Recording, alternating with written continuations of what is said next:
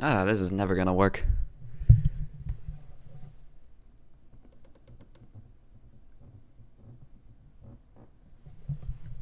There we go.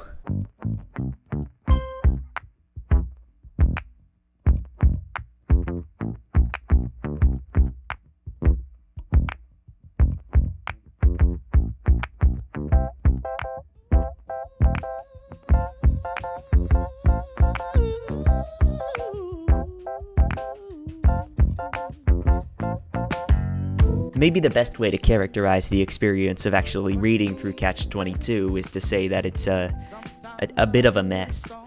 Being a World War II story about an aviation unit stationed in Pianosa seems simple enough, but the book is entirely non-chronological, and it looks like Joseph Heller is taken to filling his novel with a bunch of madmen. Seriously, the characters are nuts. You have people like Hungry Joe, who screams in his sleep and has a vendetta against his tentmate Hupple's cat. You have Chief White Half-Oat, who has decided that he'd one day like to die of pneumonia, and you also have McWatt, who is crazy and likes flying a little too low to the ground.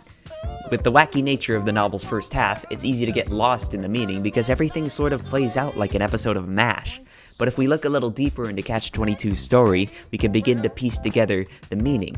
The book takes you for a ride into the inevitability of death, and maybe even involves the reader as part of that metaphor. Okay, but what is Catch-22? Why do they even call the book that? Well, it's actually defined as a few different things in the novel, but the most important interpretation stands as a rule set in place by the US Army generals for the Aviator Squadron. Combat missions are dangerous and nobody wants to fly them because they'll die. If you don't want to fly your missions, it means you don't want to die, because you're rational, you're a sane person. But you're sane, so you have to fly your missions. If you want to fly your missions, that means you're a crazy person and you can't fly your missions. So all you have to do is ask to be grounded. But if you ask to be grounded, it means you don't want to fly, which means you're a sane person, which means you have to fly. In the book, it's presented in a way that's confusing to both the reader and the main character, Yossarian. But both are left knowing one thing: you're going to fly. And suddenly you're hit with your first inevitability. You don't have a choice. The rule in of itself also seems really circular, but it's the same through many parts of the book. Many of the conversations you see go something like this. What did you mean when you said we couldn't punish you? When, sir? I'm asking the questions, you're answering them. Yes, sir. Did you think we brought you here for you to ask questions and for me to answer them? No, sir, What did we bring you here for? To answer questions. You're damn right. Now suppose you start answering some before I break your head. Just what the hell did you mean when you said we couldn't punish you? I don't think I ever made that statement, sir. Would you speak up, son? I can't hear you. Yes, sir, Yeah, you gotta speak up. He couldn't hear you. Oh, yes, sir, Hey, didn't I tell you to shut up? Oh, yes, sir. Shut up when I tell you to. Yes, sir. Now, will you speak up, please? I couldn't hear you. Yes, sir, I said that I didn't say you couldn't punish me. Just what the hell are you talking about? I'm answering your question, sir. What question? Oh, I got this. You said, just what the hell did you mean when you said we couldn't punish you? Hey, shut up. Alright, just what the hell did you mean? I didn't say you couldn't punish me, sir. When? When what, sir? Now you're asking me questions again. I'm sorry, sir. I'm afraid I don't understand your question. When didn't you say we couldn't punish you? Don't you understand my question? No, sir, I don't understand. Yeah, you just told us that. Now suppose you answer my question. But how can I answer it? That's another question you're asking me. I'm sorry, sir, I don't know how to answer it. I never said you couldn't punish me. Now, what you're telling us is when you did say it. I'm asking you to tell us when you didn't say it.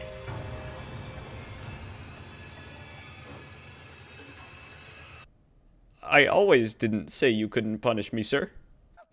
This is the gist of a lot of the conversations happening in the book. They're circular and don't really go anywhere or achieve anything. It's another one of the ways in which Heller gives off that feeling of inevitability. But he doesn't stop there. He also gives the reader certain predictabilities, too. One of the characters has a very, very tragic name. He's named Major Major Major. His father affectionately chose this at birth over options like C-sharp major, drum major, or sergeant major. Would you like to know what his military rank was? Private. And then Major Duluth died and he was immediately promoted to major. Now, if that seems like a joke you saw coming, it's because you were supposed to. In fact, it not only seemed appropriate, it seems like the only way to go. There was really no other way for that joke to end, and that's the kind of stuff that Heller implants in the reader as the book goes along. The reader sees this, sees the fact that they can predict other things in the book too, like all the characters that are tempting fate because they're all wingnuts. and our main character Yossarian sees a lot of this fate. One of the reoccurring places of the novel is Rome. The army at the time sends many of its soldiers on leave there, and near the end of the book it's established that Yossarian has been there a multitude of times. But this time he gets word of something going down over in the Grand City. Shake, shake, shake, Sinora, shake your body liner. Yeah, Rome got bombed. And Yossarian goes there to see if people are okay, and he sees some messed up stuff. There's destruction everywhere, some guy's beating up a dog, and he also finds that his navigator, Arfi, who is crazy, has raped and murdered a maid.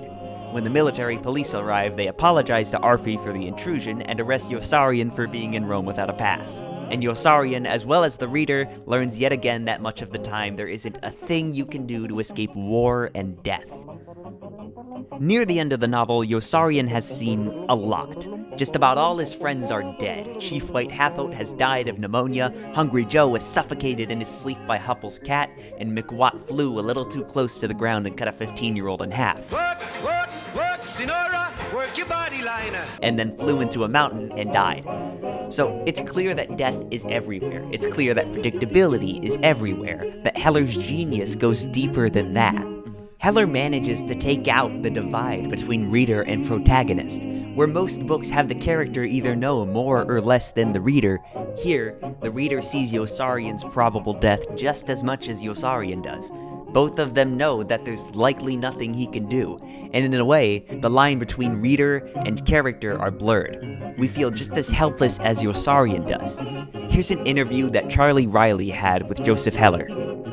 Long before each novel's end, the reader recognizes the connection between Heller's apparent absurdity and the target of his satire. Though speaking about Catch-22, Heller described his overall modus operandi when he said to me, "My objective is not merely to tell the reader a story, but to make him a participant, to have him experience the book rather than read it." So here we see that Heller says it is a direct goal of his to have a reader that is involved with the meaning. And what is that meaning? Oftentimes, being able to see destiny and death coming at you isn't enough to stop it. And at the very end of the book, when Yossarian is chased into the woods by a dead character's mistress who has tried multiple times at this point to kill him, we really don't even need a chapter after that to know what probably happens next. Oh man, that's depressing. 16, 12,